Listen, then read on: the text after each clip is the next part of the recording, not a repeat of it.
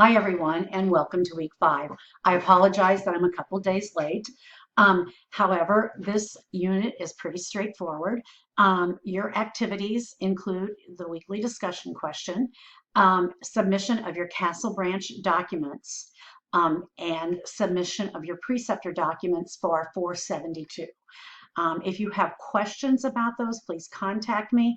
But to get a grade, you need to have this completed by the end of the week. All right, so now let's talk about the big assignment, the CUSIN paper draft, or of your literature review. So I want to go over the rubric for this because I think this is the most important thing that we're doing this week. I have looked at your introductions and graded them and sent them back to you by last Sunday. So you need to, when you submit this paper, you need to submit it with the APA title page that you had with your introduction with all of the corrections that I suggested having been made. You will lose points if you don't do that. That's very important. And to the reference list, and any suggestions I made to correcting the introduction should be done. Now, for this is a literature review, and you had to do a literature review in evidence-based practice, and I hope you have a bit of a memory of it. I noticed that my video from Dr. Kelly Whittington no longer has the link, and so I will take that down, and I apologize for that. This is a writing intensive course, as you know, and it's a process that makes you think, outline, draft, edit, and revise. Chapter 3 of the APA 7th edition, of 6th edition says writing clearly and concisely, but we're supposed to be using APA 7th edition. So this paper should be between 11 and 14 pages, excluding the title and reference page. So this is what you do. You finish the introduction, and for some of you, I suggested lengthening the introduction. Be sure the introduction has your problem statement, your thesis, or why you are doing this literature review. What are you reviewing the literature about for a CUSIN topic of your choice? Do you want to look at medication safety? Safety is a CUSIN issue. If you want to look at medication safety, your statement might be, this paper is written to review current literature on medication safety and outline best practices for future practice. So you're going to summarize a minimum of 10 specific research articles on the topic with its application to nursing leadership. Make sure that these are within the last 5 years unless they are landmark. And how you tell a landmark article is when you consistently see in research the same article from longer than 5 years ago being used over and over. Make sure that this is from a nursing journal and it is research. No letters to the editor, no opinion pieces, no how-tos. Do not make this a how to deliver medication safely. Make this a review of safety issues surrounding it and what has been researched and discovered based on that. So basically, that's the next bullet. What is known and unknown about the topic and this population? Maybe you even want to narrow it to medication safety, safe administration to the elderly. So identify research-based actions previously utilized or currently being utilized regarding this topic and group.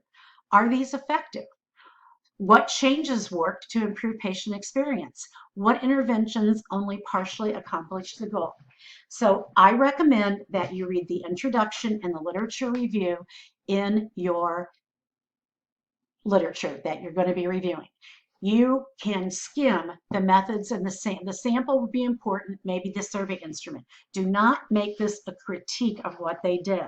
Make this a summary of the findings. So your focus will be on the findings, that's always a section in research, and the discussion of those findings and the ideas for future research. So you may say that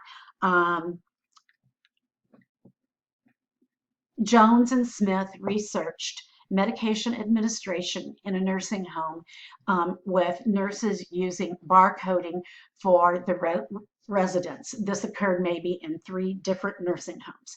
Maybe it was discovered that using barcoding in the nursing home was not effective because residents continued to remove their armband.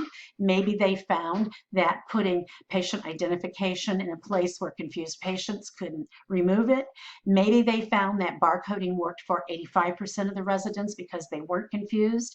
Maybe they found that it improved medication administration or decreased medication errors by 10% after they implemented barcoding. That is just an example off the top of my head of what you might find in the literature. You might also say Jones and Smith found improvement in barcoding by 10% fewer medication errors in a med-surg unit on tertiary care facility, but Smith and Jones noticed at community hospitals that barcoding was not effective because of lack of resources. That is how you compare and contrast the literature. In your 10 articles, if you want to use subtopics or themes, that might be effective. Maybe under medication safety, you would have 3 or 4 articles connected to barcoding. Maybe you would have 3 or 4 articles connected to education of the nurses on medication, on safe medication administration. Maybe you would have 3 or 4 articles that analyzed the effects of untoward reactions on those medications. And that's, again, from the top of my head, just idea. So identify research-based actions. I read that, I'm sorry. What interventions only partially accomplish the goal? Discuss where gaps or inconsistencies exist, and that's in the examples I just gave you. In essence, your literature review should be providing support for the best evidence found to accomplish the goals of the chosen competency. So if you want to ensure safe medication administration, what does the evidence that you're reading support? Does it support barcoding? Does it support yearly educational competencies? Does it support having no disturbances when the nurse is administering medications? So conclude this sections with a short discussion of the best evidence found for nursing support for the competency. So this is going to be the bulk of your paper and the most difficult to write. That's why you've had 2 weeks. And you can always, if you need help with writing, go to the Writing Center. And you want to review and synthesize the information about what is known on the topic. Do not write one paragraph after another about each article. Do not hand in an outline. Write this in narrative form. So here are your points. Corrections need to be made to the draft and submitted. You need to say your search method, and I'm sure you had to do this in evidence-based practice, but what databases did you search, what terms did you use for searching, and the criteria for inclusion, which would have been peer-reviewed English language from the last 5 years. You need to have a minimum of 10 peer-reviewed nursing research articles from the last 5 years on your chosen competency, and it needs to contain the summaries of the findings and comparison and contrast of the findings, including information about conflicting studies.